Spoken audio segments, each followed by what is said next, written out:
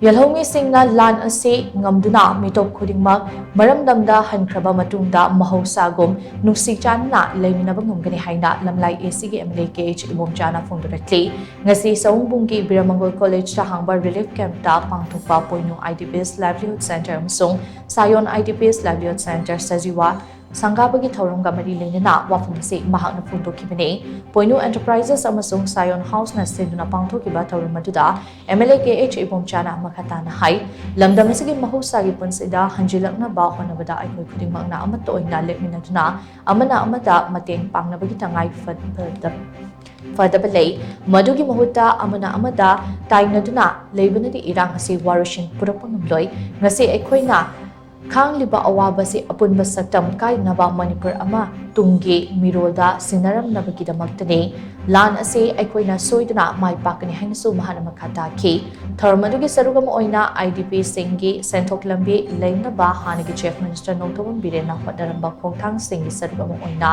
IDP singda pisakon humpu fi hauna badram Tareng amati langchak na jingba potlam kaya suna yauba sinai sang amaso MLA Kh Ibomcha na hangdoki. Tharmaduda Biramangol College Saungbung Relief Camp ke convener W. Biren Kumar Moirang Chasu Sarukyaki.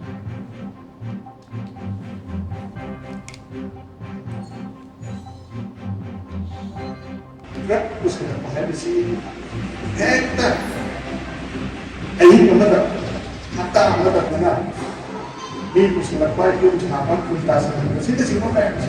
payung masih timur masih boleh ditanya sekali boleh. Atau hari itu pusat tahu bergadi masih tahu bergadi apa yang mau menjadi Yelhoumee ini apa yang dilakukan di Tungda di macam sih ayat macam kahit je kita dia menuju pun kan lokal masih karena kita betul. Sini semua sekali bernaik mereka lewat sini biar dia Manipuri kita kenalin mereka. Jadi kan bahwa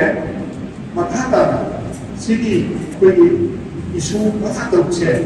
masih banyak yang namanya sih mungkin lewat sini kenalin mereka lewat sini biar kenalin mereka. Kalau belum suka ya apa ini harusnya ini namanya sih